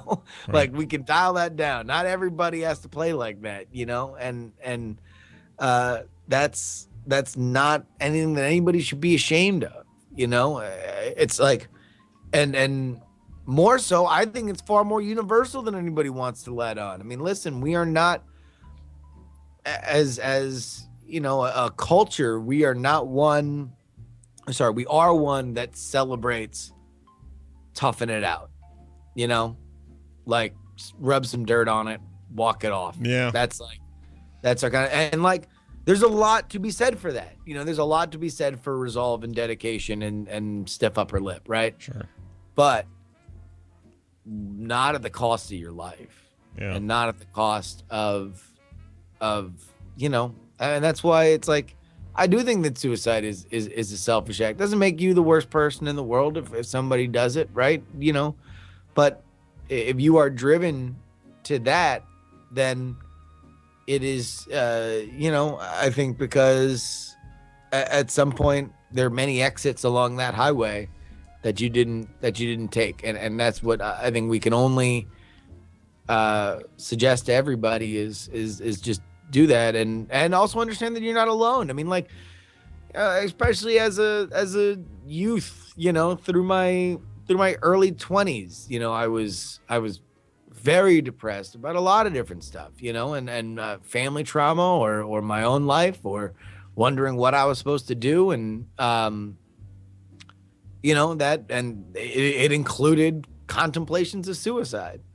Like, it was not something that I ever really, I think, got close to or anything like that, and certainly nothing I ever attempted. But this is not like just like, oh, like the space aliens deal with this, and like, I think it's like people and you love and are in your family and you work with and you look at and say, hey, these guys got it all together, like those people too, everybody, we're a lot more alike on this than we are different. And for whatever reason, we kind of put up walls about not talking about it. And I hope if this brings us even incrementally closer, then that would be a good thing. I say well said to that. Wendy once told me that Oh, how did she put it?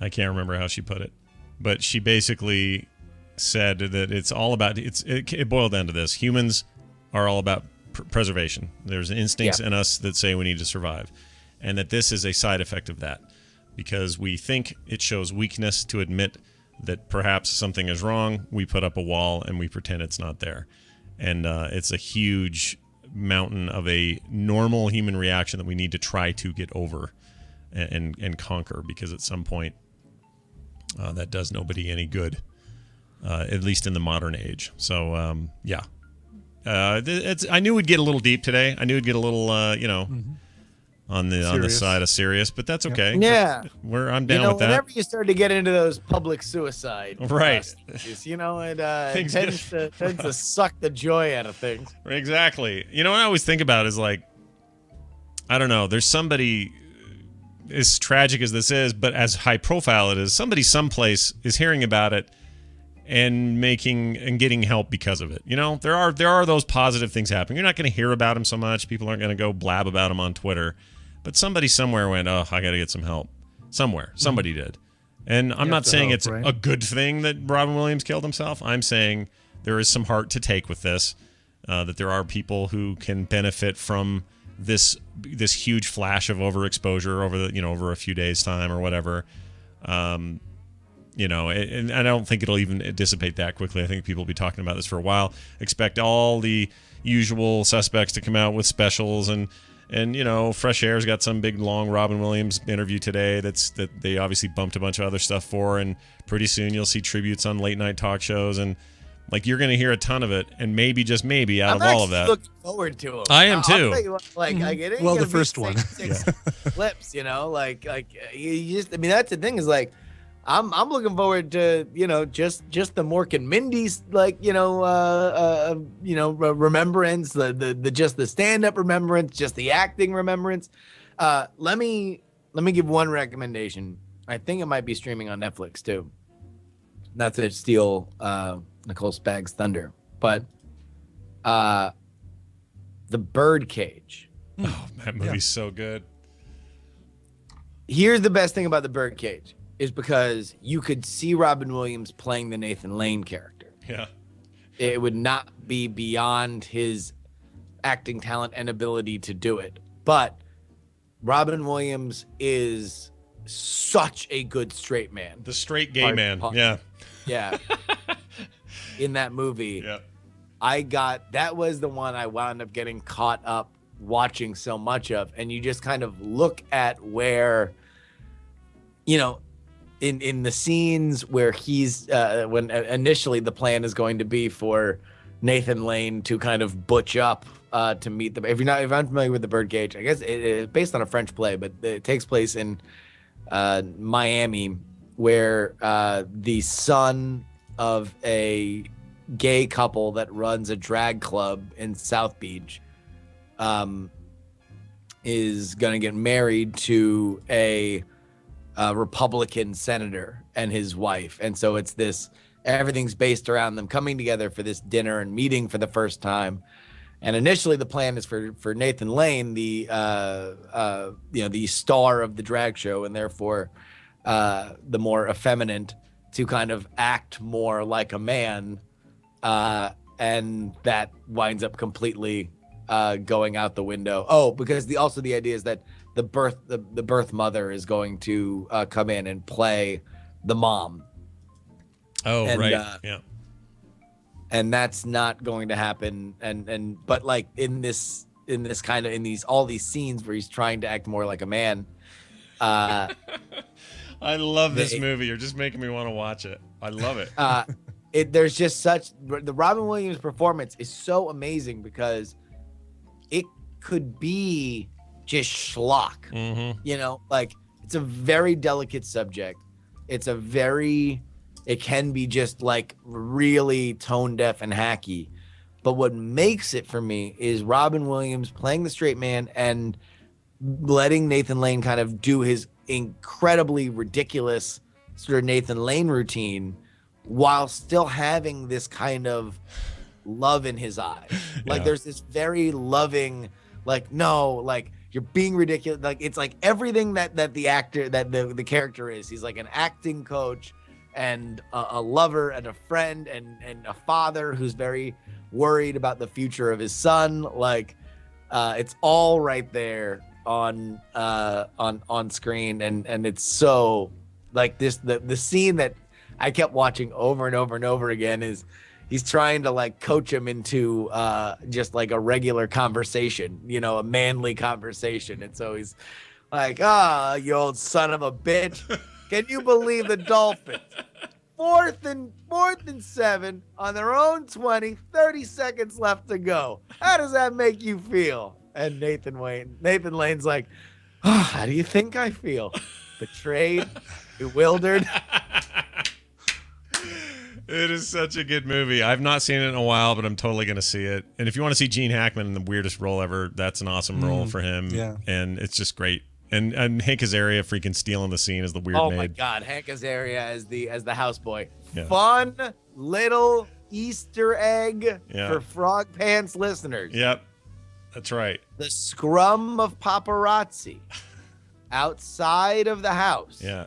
The end of the movie contains the uncredited yet paid extra work of one Andrew Main. No. Oh, really? But I can't trust him. How do I know if it's really him? I guess You're I can gonna have trust to you. watch the movie. I guess I can watch trust the you. movie and find Andrew Main. 96. This would have made him much younger, wouldn't it? How old had Andrew been then? Oh, I'm not gonna. You're I'm not at liberty to say. You want to know what? I actually know exactly. I know exactly how old he is because he's a very specific number older than me. But I don't want to put that out. I'm gonna say he was 17, 18. Sounds legit. Okay. Yes. All right. Yes, that's going to be our recommendation. Go watch The Birdcage if you want to laugh and be amazed at a performance. There's a movie to do that in, and it's maybe Mike Nichols' best film in my opinion. I love that movie. Yeah. No, it's so good, and it's also it's a movie that that came out in '96. Yeah. We're close to 20 years on for that movie. Yep. And I don't think that movie would be less controversial today if it came out. Yeah. Oh no, I completely agree. Man, it handled so many things right. It's just awesome. And just a note, if you don't know who we're talking about, Mike Nichols did The Graduate, Silkwood, bunch of other stuff. Biloxi Blues, that wasn't that great. Whatever. Anyway, he's a big time dude. So go see it. Rent it. It's available now. In stores now. The Birdcage. Also in stores now, Justin Robert Young. You got anything you want to pass on to the fine folks? Are you doing a jury talks tonight? What are you doing? Jury talks tonight. I'm going to explain to everybody why, as I've said for many, many years, college is a sham, and you should not be going and paying for it. Wow. No controversy there. None. No. Zero controversy with jury talks tonight. Yep. DiamondClub.tv. What time? That would be 10 p.m. Eastern Time, 7 p.m. Pacific. All right. Are you in the Pacific Northwest until when? When do you go home? Or when do you travel out? I'm gone tomorrow morning. Fantastic. Are you in a hotel right now? Is that where you are? I am. That is an amazing setup for a portable... I know. You carry a tripod with you for your No, I got this little setup because I wound up getting another board for the studio. So I had already bought a little board, and so I just bring that around, and I have this little arm and a mic, and I can plug in my iPad and play music, and we all have a great time. What else can anyone ask for? Fantastic stuff. Justin R. Young on Twitter. Justin, always a pleasure. We'll talk to you next time. Bye, guys. Bye now. Bye, guys. Wait. I said bye, guys, too loud. All right, there we go. All right. Well, I knew we'd get deep. That's the way that goes. Yeah, exactly. So hopefully everyone at home was happy to go deep with us. We got a couple emails to read real quick, and they're brought to you by... Brought to you by the St. Louis Arch Rivals. They're heading to Dallas, Texas to take part in the Gay Softball World Series from September 22nd through 28th. And we're looking to raise money to help offset the cost of new jerseys. Like not New Jersey, the state, but actual jerseys that are brand new. Yeah. Please visit GoFundMe.com/Dallas or Bust. Donations of $50 or more will get you an official St. Louis Arch Rivals t-shirt. Nice. Do it. All right. Got an email from Tom Walter. Mm-hmm. The first vampire fan from the Quaker State. Fellers, he says. Have you noticed that Scott pronounces foreign words better than those of his native tongue? I've picked up on this the past 653 episodes, and I was wondering if either of you or the listeners have noticed the same thing, just saying hugs and nuggles, or nuggies. Tom Walter. Is this true? I do better with international names than I do... I think you screw up. I see. Yeah, I'm an equal opportunity screw up. Yeah. Exactly. I don't think you do one better than the other. Yeah, but I don't think you do any other one more poorly than the other. See, okay. Thank you, Glass half full over there. Yeah. All right, I appreciate that. Mike wrote in _Mike on TMS PM. I heard you guys say you would like some anime recommendations. Well, 2 very good ones that don't include a creepy old man or a talking critter are Cowboy Bebop. I've seen that. And Samurai Champloo. I think Champion? No, Champloo. It says Samurai Champloo. I was looking at that. It is Champloo. It's 1998 was the Cowboy. Like yeah, I did too at first. 98 was when we got the Cowboy Bebop. I've seen all of that and I love it. It's good. So I've seen a few things and the Cowboy Bebop is one of them. And I also really liked. Oh, what was it called? Oh, it was about it was ninjas, but I don't remember the name, and I really liked it too. Can't remember the name. Anyway, there's stuff that's out there that I've seen that's okay. Cowboy Bebop's good. Samurai Champloo in 2004, made by the same guys, except it's set in a kind of wacky version of Edo, Japan. It has some gorgeous animation and well-choreographed fight scenes. It incorporates 3 main characters into a lot of the major historical events of the period as well. Well, that sounds interesting. And if it's the same guys, then I'll probably like it. So I'll check it out. Thank you for that, Mike. As well. I haven't seen Cowboy Bebop, so it's good. You should. You'd like it. On there as well. I think you'd like it. That's it. We're done. We are out. We're done. Thank you all for being here, spending time with us. We appreciate it. It's frogpants.com/TMS for all your TMS needs. You can sponsor segments there. You can read the blog. You can find our archives. Go to the forums. Do whatever you want. It's all right there. TheMorningStream@gmail.com is our email address. On Twitter, follow me at Scott Johnson, Brian at Coverville, and the show at Morning Stream. That's going to do it for us. Brian? Yes. Do you have music? Yes. Then play it!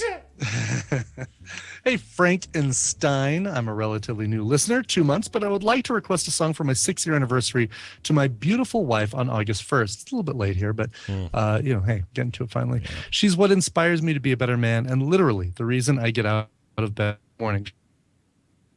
Oh, we're losing Brian? We're losing Brian. Oh, you're back now. You're back. Okay. That's weird. Your internet went weirdy. Or maybe it's still going weirdy. Oh gosh. That's not good. If that helps anything. Did that help? Much better. What happened there? Okay. My laptop, I opened it up to start it charging, and it must have started syncing all the stuff I worked on while I was in Vegas. Probably it, yeah. All my Dropbox stuff. You're totally fine now. You sound good. Okay, good. Okay, so she's what inspires me to be a better man. Literally the reason I get out of bed in the morning, because she wakes me up every day. She inspires me, impresses me, encourages me, and keeps me sane. We've known each other for close to 20 years, been together for 11, and married for 6, and I would not hesitate to marry her again. She's never listened to your show, but if this gets read, I know she will. I would like to request Happy Together by the Turtles. Thank you. Or a cover, of course. Thank you, and keep on snowblowing those hobo toes. Jesse Bajanaru. And both requests today, very creative use of the love the show though, yeah. Very much so. Yep. So I do have a good cover of Happy Together. Those people who like the stuff that I play that's more rockin' should enjoy this. This comes from the Coalition Entertainment mixtape. It came out in 2004. It's Coalition Entertainment sends these out every once in a while. And the first one they sent out, the volume 1, was actually all covers. Not all of them have been covers since then. One of the bands on the Coalition Entertainment label is Simple Plan. And here's Simple Plan's cover of the Turtles. I like Turtles. Happy Together. I like Turtles. Have you seen the kid that we played last week? Yeah. No, not that one. This kid here, I don't watch the news. Have you seen the auto-tune the news song they did for him? No. I'm going to YouTube right now. It's so good. Hitting the load button, so as soon as the show's done, I can go hear it. What is he called? Apparently is his name. Apparently Kid. Let's see. Apparently, here he is. Oh my gosh, 12 million views, by the way, on that video. Wow. That kid, he's a genuine viral hit. I'm trying to find the song one. Crap, I was gonna have it ready so I could do it here on the show. I'm a little slow. There they are. I have it right here. Oh yeah. Okay. Here we go. I just couldn't find them. I subscribed to too many damn channels. Here it is. Let's hear a little taste of it.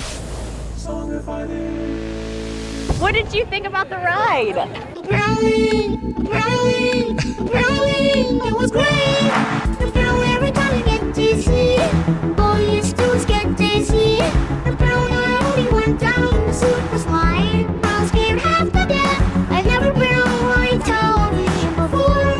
Never.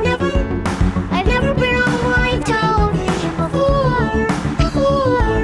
A brown song.